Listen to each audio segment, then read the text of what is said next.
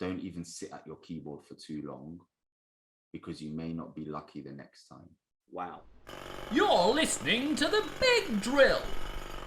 Welcome back to The Big Drill. Hello, everyone. Welcome back.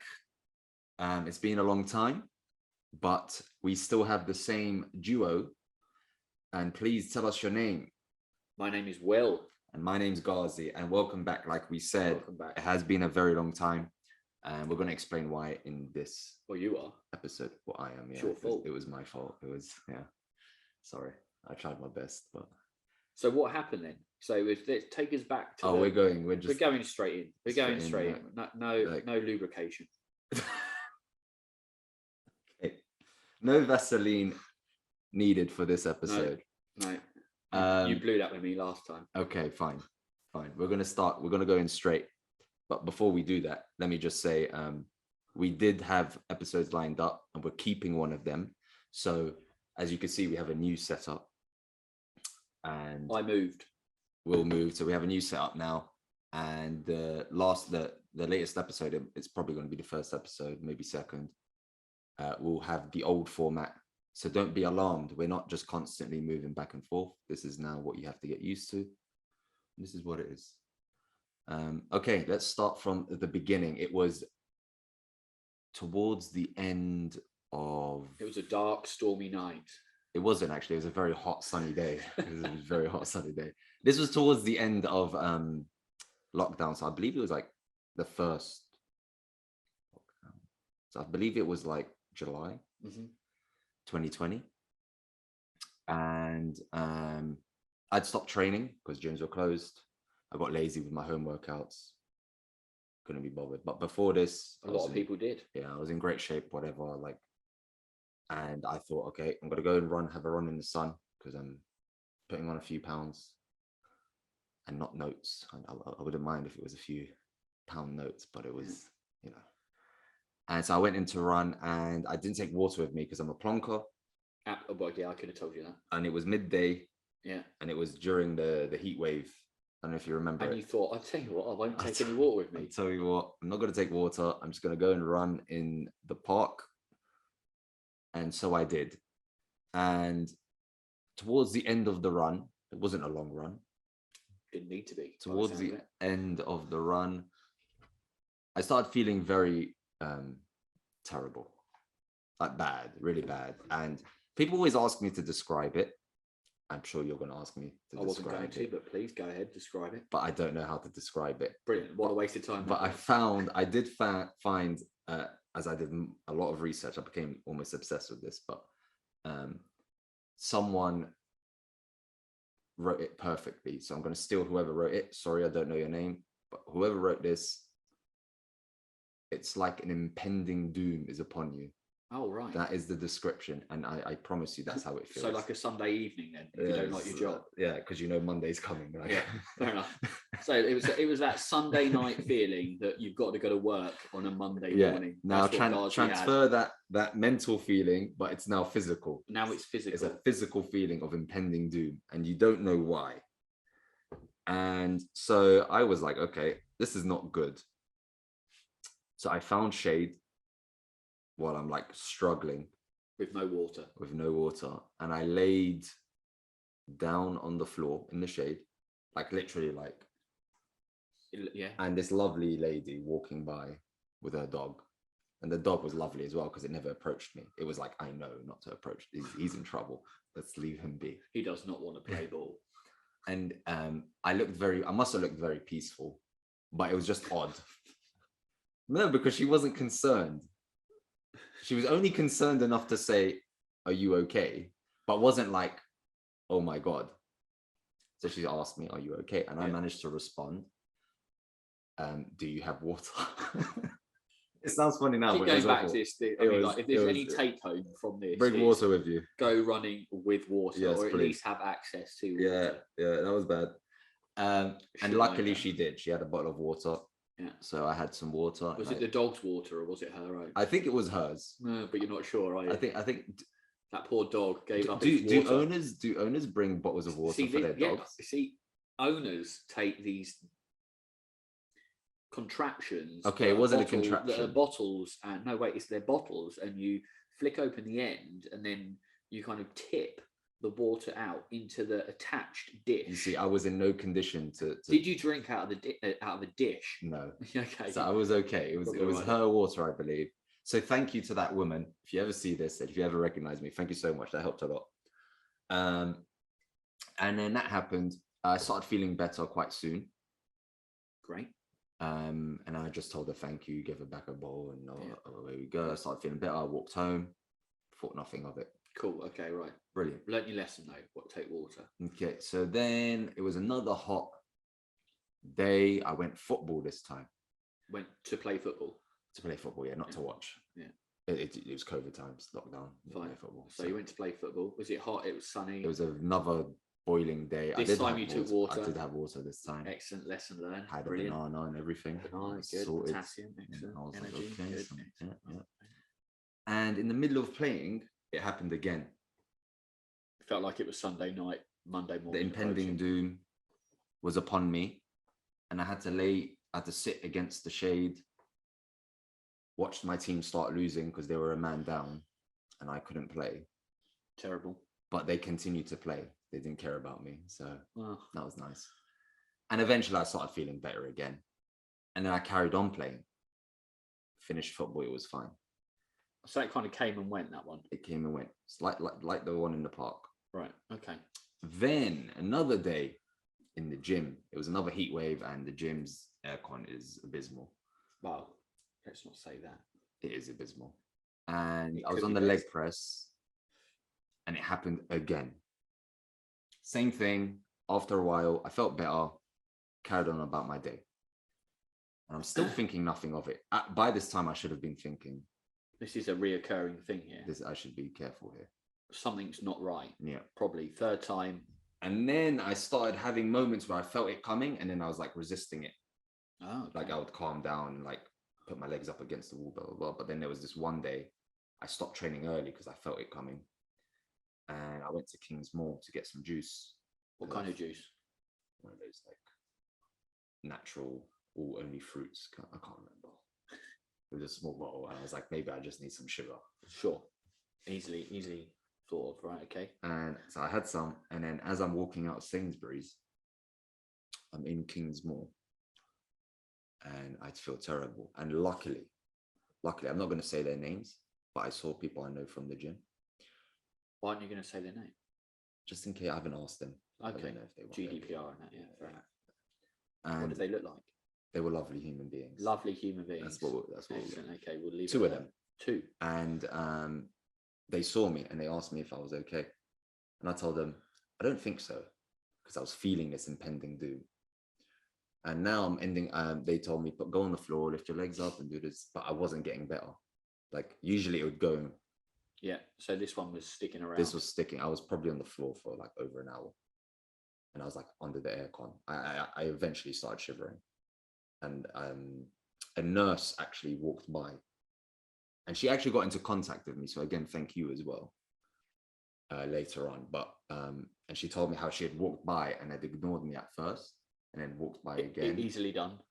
And then went, actually, okay, maybe. And luckily, she lived close by. She went and got her stethoscopes. She got blood pressure. Yeah. And she listened to my heart. And this is when she discovered I have a hole in my heart. And she kind of panicked because she thought it was a regular beat. And that's a bad sign. And I was like, no. So, sorry, can we just pause that for a second? Because you can intersect whenever you want. You've obviously just said I had a hole in my heart. No, I have a hole. That's when she found out, but you already knew this. I was born with it. Yeah. Born with a hole in the heart. Yes. It's in a vowel. It's one of your vowels. One of the vowels. Yeah. VTSD or something like that. Okay. I can't remember. Anyway, but when I was younger, they were going to operate on it to close it. And I think back then they would just literally open up the chest, right, to operate on it. But now they do like a little incision. So yeah, they don't need to open up the chest. You don't need to open it. It's unnecessary exposure to potential bacteria. One of the big boy doctors said, "Oh no, it's not going to cause any issues. You can leave it." And so I lived my life. And then I had another chance at 16 years old. They asked me, would you like to close it? I said, no, I didn't really feel. You felt like you were doing okay. You felt invincible at the age of 16. Not invincible, but I asked him, like, is there anything that is going to cause me issues? And he was like, no. And I was like, okay, I'll trust you. Away we go. So she panicked slightly. She didn't show it too well, but I could tell she was a bit worried because, you know, that's if your heart's not beating regularly, like you would panic, I guess, for the human being. Yeah, at that point she probably would have gone, doctor. I think he's got a hole in the heart. But I told her, no, that's just a hole in my heart. And then she calmed down a bit. And the ambulance was called. Yeah. They all stayed with me. They called my family for me. Yeah, I didn't get a call. You're not family. You're a brother from another mother. So it doesn't qualify you. Not quite family. Yes. Okay, fair enough. Lesson learned. The ambulance come. They do a little the prick thing on your finger. Yeah. And the blood wasn't coming out. So I had to do it multiple times. That was a bit annoying. You had some blood left in you though. I had plenty. I had plenty. I'll tell you why. And they take me away, but I started feeling better. I started feeling better as they were taking me away. I was making jokes with the nurse or whoever. What are they called? Paramedics. Paramedics. Emergency. Yeah. So anyway, they take me and then they leave me in this bed, and they want to do tests, blood tests. Yeah, naturally. An ECG test as well. Yeah. For the heart. And for the nurse that came, like, electrocardiogram. She did a million different attempts to take my blood, and like my blood was spilling all over the bed. Like honestly, it was like I was like, I don't have an issue with, but I was just like, okay, this is getting irritating now. Like, so she got someone else, and then they did it. We did the test, and they was like, oh, everything's normal, but because of the hole in your heart, we're going to get you to do an echo scan. It's, for people that don't know, it's like an ultrasound, but for your heart. Yeah. So they can see the heart instead of the baby, basically. I said, okay, sure, that's fine. They did a second ECG test just to make sure. So I was in the hospital for hours. So you had, like, was it how many leads? 12 leads? How many leads do you have attached on you? Because it's different. I can't remember. Oh, so you probably would have had quite a substantial amount of leads on you. I did the X-ray. Yeah. Yeah, it was like loads everywhere. Did X-ray, bone was fine. And I didn't feel 100% like the other times. Like the other times when it happened, you regained that level. And I would just feel normal again. Normality. And I go back to life. But this time I left the hospital not feeling 100%. And I just thought maybe I'm just exhausted. It's been a long day. Sure. I just need some rest. And away we go. Maybe go and get some more juice from Kingsmore. Some juice, some whatever. So now I'm home. I wake up the next day, and this was probably one of the most scariest things I've ever gone through. And luckily my mum was there as well. I am laying in bed, but I'm feeling this impending doom again. But it was bad. Like, I am in bed and I can't, like, to the point I told my mum, like, can you just sit next to me? Wow. Like, I thought it was it. This was it. Like, this is how bad it felt. And my mum obviously was like, she cancelled work and everything, like, just to sit near me. And like, she was like, oh, can I like just put my hand on you and stuff, like to check your temperature? And I was like, just don't touch me. Just sit there, please. And I'm just laying there. And I don't know how long it lasted. Like, I kept being tempted to call the ambulance. And I was like, in my head, this is how stupid I think. I was like, I don't want to bother them. Yeah, but a lot of people do. A lot of people are like, stupid I am. You know, so is this really enough of an emergency? Yeah. This is how I was thinking. My mom sat there, and then eventually I was like, I think I'm okay. You can go now. Like, go finish work and stuff or whatever. And then I felt better again. And I'm just now waiting for the echo scan. So it's now or at that point? At that point. Okay, right. I think they should have dealt with it a lot sooner. They sent me a message and it was a month. So this happened on September 20th. Yeah. The echo scan was November 30th. It's a long time to wait while you've got these issues. Yeah. Especially when it's the heart. Like, I felt like there would be a bit more urgency. when it comes. Your heart is pretty It's important. it's not like you stubbed your toe, and it's like I need it. You need to help me out here. But anyway, cool. That's done now. So I'm waiting for that, and during that period of me waiting, I was having more issues. Like it would happen again, Yeah. and again, and it got to the point where I started getting scared of like brushing my teeth. Oh, okay. Move, Because, like, so basically showering, moving, like- anything. Like showering or just brushing my teeth. Like I had to slow down. So if the impending doom feeling came over you and you were standing in the shower, for example, would that then lead to you collapsing? Would that lead to you falling over, or No, I would just like stop, get out, and just go and lay so in bed. there was no actual abrupt collapse No. of what was it? Was just like a slow It was like build up to the point where you realised this isn't right here. I need to sit down, or I need to lay down, or whatever. I can feel my heart slowing down. Wow, Jesus! It's Okay. not. It's slowed down. Like the beats are going slow.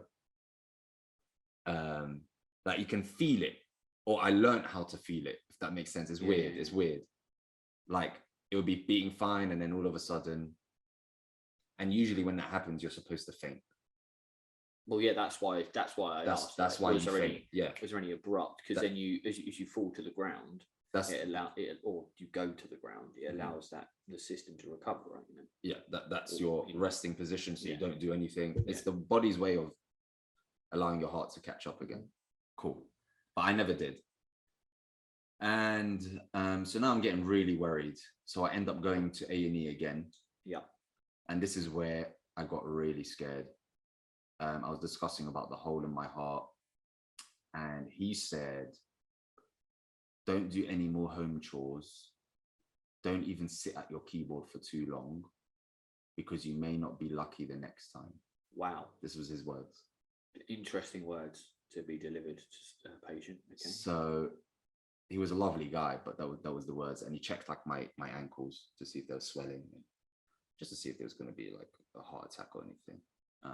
So that's also scary. And he did other tests and stuff, another ECG test, which came back normal. And because everything's coming back normal, they just say, this is what he said to me. He said, you're not dying today, so you have to go home. We only care if you're dying now. Right. And I was like, okay. My GP wasn't helpful. I called him and I said, listen, I'm not feeling great. Like, I'm feeling terrible. I don't know what to do. And he's saying, why would you want me to do? Like, this is literally like, it was a longer conversation, but that's essentially what he said. I changed GPs after that. Probably. Yeah, I couldn't believe it, but I had no energy to. So my ECG starts, and by now, I've lost 10 kilos by now. So it's been just over a month. I've lost 10 kilos because I'm not eating well either. And those gains are just dropping away. They just disappeared. I actually was skin and bones at one point. I wish I took a picture, but I didn't have the energy. So we take the echo scan, and I say to the nurse, when can I speak to the cardiologist about the results? And she said, it was a Saturday. She said, yeah, on Monday they'll give you a call. Cool. Brilliant. Okay. So Monday comes, no call. So I call the department, and the guy who I can swear had COVID himself at the reception answered the phone, and he sounded as sick as one can be. I don't know why he was working. And he was like, oh yeah, I'm gonna speak to my manager. I'll get them it relayed for you. And then I said, okay, thanks. I called the next day, and then he said, yeah, someone's made a mistake. They've sent it to the Western Eye Hospital, which was him, but he's pretending as if someone else did it. I don't have the energy. So I just say, okay, can you just sort this out? And he goes, yeah, sure. Wednesday comes, I call. He says, oh, the manager's busy, I'm gonna get it. Okay, cool. Thursday comes. He tells me he's gonna call me back, never calls me back. I call again, he just ignores the calls. Wow. Friday comes. He's just doing the same, wasting my time. And I've got no energy. Like, I can't express, like, I'm weak. I'm like, I can't do anything at this point. and he wasted my time again. I call on Saturday, even though they're closed, and luckily the manager picked up, and she goes, "Oh yeah, all you need to do is call this number." Oh no. So he wasted 1 week of my life, by the way. And then I was like, "You need to talk to," and she was like, "Yeah, I'll do it on Monday." I never followed up on it. I should have, but I didn't have the energy. So I make the call, we sort it out, and we make a phone appointment in over a month's time, just to speak about my results. 15 minutes just to talk. How did that feel? Awful. I was like, why is it just, can you guys just look at it and just tell me I'm okay or not, please, so I know. So you're left in limbo for I'm like a 15-minute call. So I'm chat mentally and physically, I'm gone. You know, because there was periods where people are messaging me and I just put my phone away for like days. Yeah, you didn't get back to me. Yeah. I was worried about you. Yeah. So sorry about that, and sorry to everyone that I did not reply to. But I just honestly, I was in a bad place. We forgive you. Thank you. Well, I do. I'm not sure about everyone else, but I forgive you. And at this point, I was already thinking about private healthcare. Sure. And at that point, I said, okay, I need to, because my mental, I need to know. There's nothing worse. I don't know if you've been through something like that, but there's nothing worse than not knowing. Well, it's being in limbo, isn't it? Yeah, there's nothing worse. Am I going to die? Am I going to survive? Yeah. It's probably the worst kind of limbo you could be in. Yeah, that's like, yeah. What do I need to do to survive? Yeah. What can I and can't, what I can do and what I can't do. Yeah. These are all kind of things which are quite important, especially when it could affect your heart. So yes, being left in limbo. It was bad. Like I was like, at this point, I'm just in bed all day because I'm so scared that anything I do could trigger it, and I'm not going to be lucky. Yeah, no, absolutely. So I'm just watching, and everything I would watch on TV. Yeah, on TV or whatever would remind me of a heart. It was the like. It's so weird that you would watch these shows normally and not think anything of it, but all of a sudden, like, what were you watching that reminded you of? So I watched what's that superhero show where Grey's Anatomy? No, that's not a superhero show. Some would disagree. Bad Boys. Is it bad? I'm not sure what you were watching. Anyway, it's a show about superheroes, but they're not good people. Okay. Whatever. And one of the superheroes has a heart problem. Oh no. And I was like, okay, I'm not watching this anymore. So I changed. Didn't sound that good anyway. I started watching a tattoo show where they tattooing a heart on someone's arm. I knew it. They had the topic of we're tattooing hearts now, and I was like, okay, not going to be watching that. Can't watch it. And one of the contestants had high blood pressure apparently and had to be taken off the show. I said, okay, we're done with this. I'd watch football documentaries like the one on Tottenham and Jose Mourinho. And they're training hard, they're sweating, and you see them like they're really struggling. I was like, I can't watch this either. Like there was nothing I could watch. That was probably just like, so literally watching something like people training physically was not good for me. It was not good for you. So it probably like had some sort of effect on your. I couldn't watch UFC anymore because they would reach those points of like, I can see that these guys are on the brink. And you've been on the brink. And I was like, okay, I can't. So I missed out on a bunch of UFC, which is what were you watching in like? I ended up just watching gaming channel, just people game. Did you watch any Disney? No, I didn't think of that one. I just watched people Mulan. Game. Even in gaming, there was a commentary team. There was like something amazing happened, and he was like, "I've got to speak to my cardiologist because my heart's going crazy." And I was like, "For fuck's sake, did you really just say that? Are you like targeting me?" Like, it's like one of those things where you buy a yellow car and then you think, like, and then you see yellow cars. Exactly, it was exactly that. So I'm just struggling. Just finding something to watch, like for the day to go by. And then I started finding solace in typing to people on Twitch, on the gaming channel. So I would just type, I'd make friends with people because they didn't know my situation. And when I was speaking to normal people, like you will, for example, it's not your fault, you just care. I do care. It became, how are you doing? What's going on? And I just didn't want to talk about it at all. Sure. So I started talking to these people on Twitch. Just random people. Yeah, just random. I don't know who they are. You got rid of all your friends. I didn't get rid of them. I put them on pause for a bit because people keep calling me, messaging me, and that's why I started ignoring everyone. I just started talking to these people like, "How's your day doing?" Blah blah blah. We talk about the game, whatever. And I felt nice because it was something to do in the day. Escapism from the reality of that you were facing. Yes. So in the end, I decided to go for a private doctor, cardiologist specifically, award-winning apparently. Good, probably a good shout. I was like, okay, he sounds good. I'll go for him. And £250 straight away just to talk to the guy. Yeah. Fantastic. This is going to be a Expensive. very cheap service, I believe. Right, yeah. But at least he got to look at my echo scan and we got to discuss things, and that gave me a lot of help because the NHS were being terrible. Sorry, guys. I know you guys are trying your best, but sometimes it doesn't matter how many good cogs you have in a machine. If the machine doesn't work, the machine doesn't work, and it wasn't working for me. And yeah, I should mention that part as well. Like the GP would be like, okay, so I do the tests. I do a treadmill test where you walk and it gets faster and faster. The longer you stay on it, like every minute or so, it would get faster and faster. And at this point, so they had to attach the leads on me. Do you have the? No, Okay, so it was just for the heart. So I took off my shirt, and that's when I first saw myself in the mirror for so long, like properly. Because I don't have a proper mirror in the bathroom. And I looked at myself and I had the body of a child. I'm not joking. It was horrible. Like I think I'd lost 12 kilos at this point. And I did the test and I couldn't last. Like I was unfit basically, and I was scared. I was this might like but I also thought if it's gonna happen anyway, it might as well happen here. Like, yeah. At least I've got Half a naked, chance. half naked. But at least there's doctors around. With a load of doctors around. Yeah. Well, you know, yeah. It's the best place. If you're going down, it's the Yeah. best place to go, right? Yeah.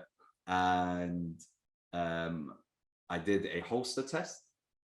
So you wear it for 48 hours. This and it just tracks you. And he was like, try to put yourself in that position again, so we can record it and see what the results are. And I was like, I don't know how I was going to do that, but I tried. And I go back. It took about a week. It was fantastic. After months of waiting, it took a week. And at first he said, "Oh, you might need a pacemaker," because he didn't have the raw data or something with him yet. So he said, "I'll call you later and I'll confirm with everyone, all the other doctors he was going to speak to." He calls me later, and that was driving me crazy. I was like, pacemaker? I'm not 30 years old yet. A pacemaker, that's scary, you know. But anyway, eventually he calls me back and he says, "Sorry, I was wrong. You don't need one." A relief. And I was like, that's what I paid for, a bit of more anxiety. So then I called a GP and I said, the guy said, my heart is fine. I'm going to send you guys the results.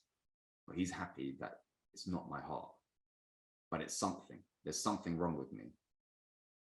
And I had to do that first before he could recommend me to other departments. For some reason in the NHS, this is what he's told me, the GP. If you've got an issue and this is what the main problem they think it is, you can't go get other things tested. No, it's a very linear thing. So you go from one to the next to the next. You can't have things working. I found that strange, but whatever, cool.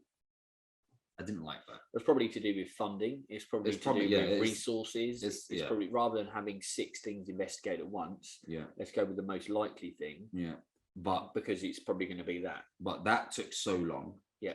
Like I didn't get to do the test until a couple of months ago.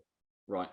The holster test with NHS was only a couple of months ago. So if I didn't have the money to pay for private healthcare, I would have been waiting a year.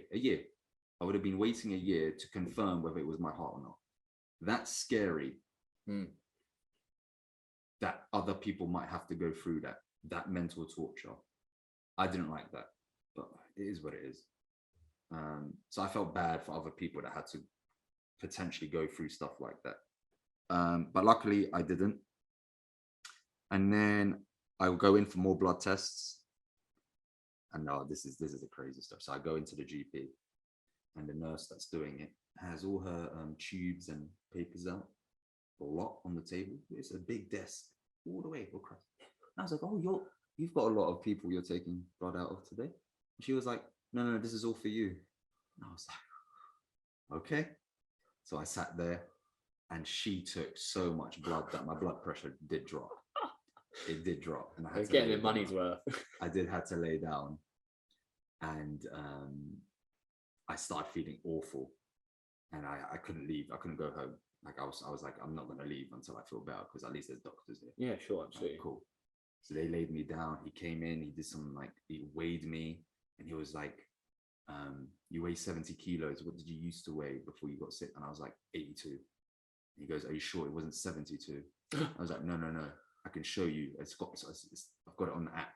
I was 82 kilos. Got it on the app. Yeah. And he was like, no, I believe you. Believe me. I knew what I weighed. And You used to bench, mate. he then squat. He then decided that it could be cancer, basically. And he books me in with Chelsea and Westminster Hospital department. I forgot the name. What's the name for that? Oncology department. And I go in there, and out of all the experiences I had with the NHS, this was brilliant. This was exceptional, and I'm going to give them credit for that experience. Everything else, in my opinion, was subpar. I don't think that's how people should be treated, but that's my opinion. But Chelsea were brilliant. 2 doctors, they came in, they were very, like, adhering to the attentive to me. Like, they saw I'm in a dire situation. They were asking me all these questions. They made me feel comfortable. And in the end, they decided, thankfully, that it wasn't cancer, but they wanted to do some blood tests just in case. They said, we don't want to put you through some of the scans because they're not good for you. If you have too many of them. They said, we don't want to put you through that. Incredible service. And I had to do blood tests again, which I wasn't very happy about, but I said, you know what, cool. So now I'm a bit worried about blood tests because of what happened. And then all that came back fine, but I'm still got the issue of what the hell is wrong with me. And I was just like trying my best to figure out. Let's just get, so you're it's not your heart. The private doctors sorted that out, and then the NHS doctors eventually backed it up as well. Then they took a load of blood, and nothing came back. They were concerned about cancer, so he went off to oncology. Oncology took a load of blood, and they didn't put you through the magnetic radiation test. They kept you away from them. Came back negative. No signs of cancer. So you've gone through all this, and this has taken over a year. Not a year. No, this is now. We're in month 3. So this is 3 months of me not knowing. Okay. No, it would have been a year. Sorry, it would have been a year if I didn't go private. Okay, right. So which I don't even know if I would have made it through. Okay, I'm being serious. So it would have been a year if you hadn't have gone private, but you paid the money, you went private. And if I had paid the money to begin with, it would have probably took no longer than a month. Right. So you're 3 months in. You still don't know. You know it's not your heart. It's not cancer. Now I know, but you still don't know what it is. Okay. Please continue. And then the next thing we were looking at was endocrinology, which is your endocrine system, hormones. Yeah. And that was the next step. But I was doing a bit of research and stuff, and I said, you know what? Can you do this test for me? And there's a stool test, basically your poop. Yeah, poop test. So you have to poo in something and then send it away. And someone sifts through your shit. Yes, they figures out what's in it. And they find out. And I'm the one who asked for this test. Not one doctor in this. Obviously, the cardiologist, private doctor, is not his department. But my GP, shit is not his department. Yeah, that's just not what he does. He deals with hearts, not shit. Shit hearts, but shit hearts, but not shit. And he finally decide. I finally go, can I do this test, please? Because we did urine tests. We're doing urine tests, and that was coming back fine. And I was like, okay, let's just do this. And then it comes back that I had something called H. pylori. The H stands for something a lot bigger, but it's a big word, so I'm not going to attempt it. And basically, it's a stomach bacteria, and it can affect people in different ways. So someone could have it and they will never know for the rest of their life. It doesn't affect them whatsoever. And some people like me who get it, and it will like destroy you. Right. To the point I'm feeling this impending doom, for example. And that's why I was losing so much weight, because I didn't feel hungry for 3 months. For 3 months straight, I never felt hunger. Okay. And the problem with this bacteria is it's resistant to antibiotics. So I had to take 10 pills a day for 2 weeks, I believe. For 2 weeks. And then it still survived. So another month, I had to wait a month, because you can't test it straight away, because the antibiotics will make it come back that it's negative. Okay. But it could still be there, right? So I waited at least a month, did it again. Turns out I still have it. Went through that cycle again. So now we're reaching February, and we confirm it's finally gone. But I'm a mess in terms of my body. Like, my recovery is. So what you're basically saying is you had a bacteria which was residing in your stomach, which was causing your pulmonary system, as in your heart and lung, or your heart and lungs cardiopulmonary system, to be adversely affected. That's what. So when I went to do a tilt test, which was a few months ago, and the tilt test is funny. They literally tilt you. Yeah. And they put you in a position where it's hardest for the blood to reach your brain. And the idea is to see what happens. Do you start blacking out and fainting? And we were doing it, and I was fine for about 20 minutes. That is the most. You can't move either, because it affects your blood pressure. So you have to literally stay there, lying down. And then she sprays something. I forgot what the name is. It's a drug, and it dilutes your blood. So it makes it Warfarin. No, it's G something. Okay. 3 letters. And it makes it harder for the blood to reach your brain, which is what alcohol does, by the way.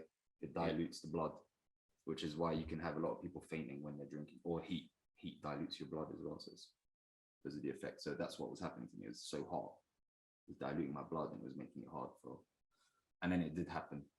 I started blacking out, and she was like, I remember I couldn't see at this point.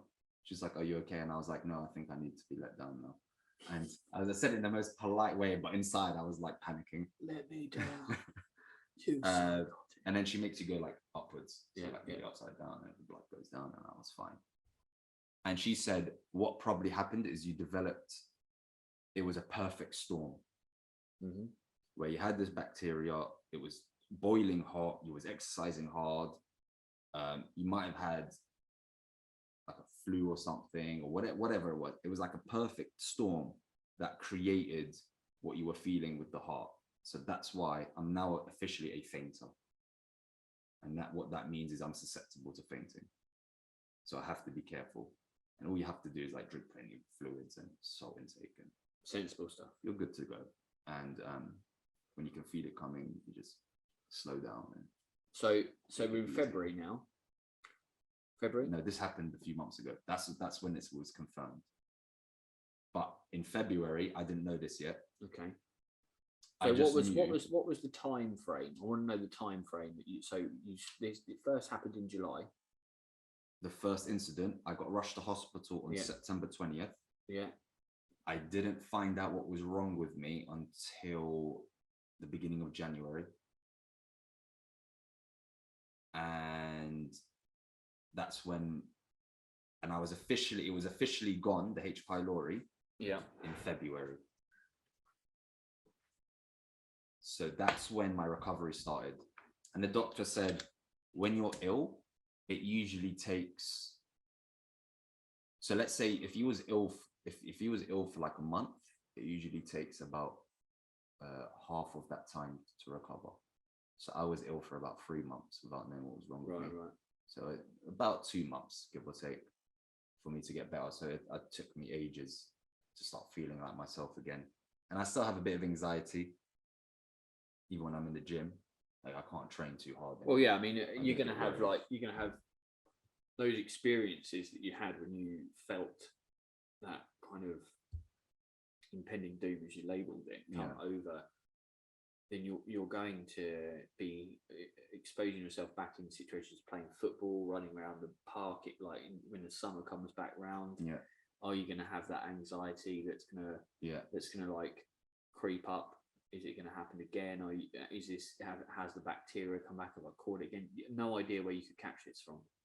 It could be anywhere. It could be anywhere. Your food, water off another person. It can be literally off an object. Like, yeah, I don't know where I got it from. Maybe the gym. Maybe the gym. My but guess. Let's not make any kind of slanderous accusations. That's what I would guess, because the food I was eating the same, but maybe it was. Maybe you didn't cook something properly. Maybe who knows? But ultimately, it's something which is quite possible to happen to anyone, and therefore it's quite, But it could affect someone, and they would never know. Yeah, they would never know they've got it, because it does nothing. But you were the perfect storm. I was the person that it affects really badly, sadly, and it did affect me really badly. But what's annoying is I just feel like it should have been dealt with a lot easier, like a lot quicker.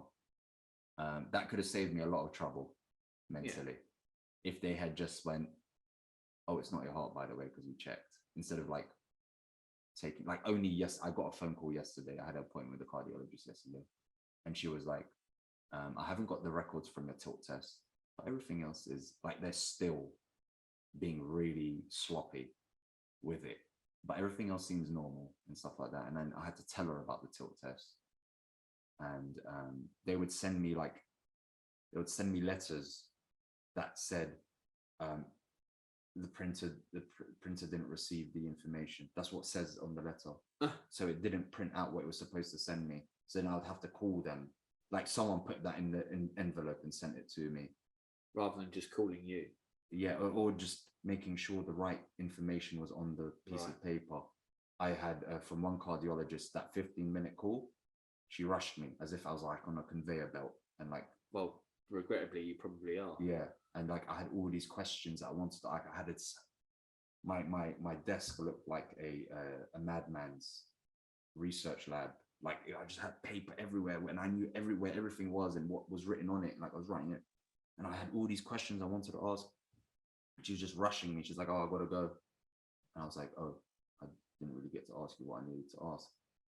And then she would print out a letter and send it to me about our conversation, and she's referring me to her in like her heart. And I was like, "You're a he."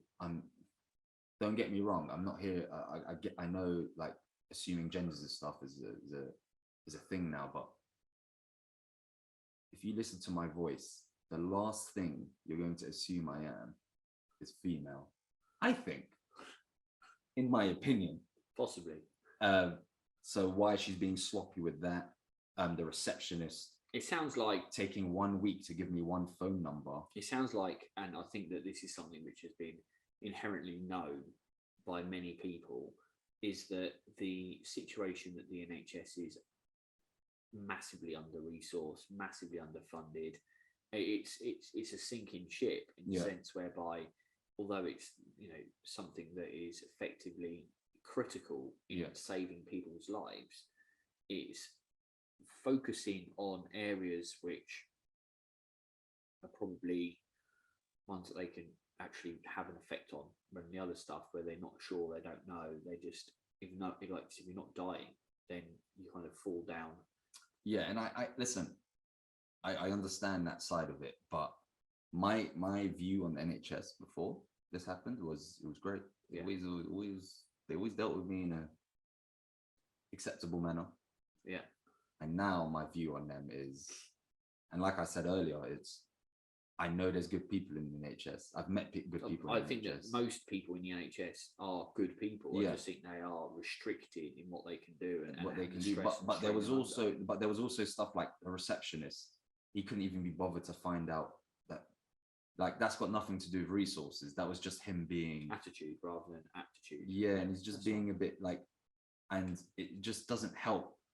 And like the GP, that's just said, instead of just being like, "Okay, let me see what I can do," he was just like, he just swatted me away as if I was wasting his time. Like, and I was coming with a genuine. I guess there's a lot of frustration for you as well around the not knowing, being in limbo, having those things, things are amplified. I don't really have that personality. I'm not saying like I'm a big man or anything. don't have that personality of where I like to ask for help. I don't really like doing that. I try and figure things out my way.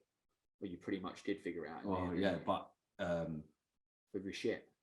Before I'm going to shit in a pot and yeah, it away. and my money, unfortunately. My money and my shit, and I solved it. And for me to be put in a position where I'm relying and always asking for help, and I'm not even receiving it back, that was bad. Like I hated that. Like I hated being in that position where I'm begging you guys to help me, and you guys are just like swatting me to the side and saying, "We'll get to you when we get to you." And it was just like, no, I need, like, please. And it was like, no, you can wait. And apart from the oncology department, fantastic. Absolutely, I cannot say a bad thing about how they treated me. Everything else, the new GP, he was decent, but he said some things that I didn't like. Like I called him one time and I was like, I need to know what's wrong with me. And he was like, I'm sorry, but this might be a thing where we'll never find out what's wrong with you. And you might have to live like this for the rest of your life. And that's when I remember thinking, not really an option. I refuse to live like this. I refuse. And that was a scary thought for me, actually. So yeah. So dark times, troubling times. Very dark times. You didn't get COVID, which is what? Well, actually, that's surprising as well, because they never once tested me for it. Concerning. The entire 3 months, 4 months, whatever, I was in and out of clinics, in and out of the GP, in and out of hospitals, different hospitals. Not one time did they ask me to get tested. So that was a bit strange. That's a revelation. So I don't know. I might have at the time, and I don't know. But you're here to tell a tale. I did make it through, thankfully. And you're here to continue doing the big drill now. And that is why, guys, that is why it's been so delayed. I've been on the path of recovery.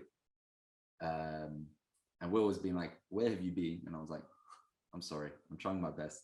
No, he didn't do that. And that's why now season 3 can officially begin. And we're going to have plenty to talk about. Lots of different aspects. We're going to talk about mental health. We're going to talk about coping strategies. We're going to talk about getting back into fitness. We're finding your feet again as someone who may have, obviously not yourself necessarily, but someone who has, not necessarily been engaging in life in quite the way they would like to because of the restrictions or things that have been holding them back. What does a new, what does a new way of entering into the world look like as we are still making our way through pandemic situations or endemic situations? Been a long time. So we're going to come back. We're going to roll with some good subject matters. As always, we like to hear your feedback. Please get involved, ask questions. Has anyone got any thoughts around any other subject matters that they want to discuss? Then that'd be good also to hear. And as always, let us know in the comments section on YouTube if you're watching us. You could have sounded a little bit more enthusiastic about that. I'm getting there. And make sure you hit the subscribe button. Oh yeah, you got to hit the subscribe button for us. And until the next time, we will catch you. I forgot what I'm supposed to say. What am I supposed to say? Until next time. It's been the big drill. It's been the big drill. See you later, guys. See you guys. Take care. Hi, I'm Will. And I'm Ghazi. And thanks for tuning in to The Big Drill. You can also find us on these platforms here. Make sure you subscribe to the YouTube channel. You can find him on Insta. Ghazi.92. And me, Will Hawkins Coaching. The links are in the description. And until the next time we drill deep, goodbye. Bye.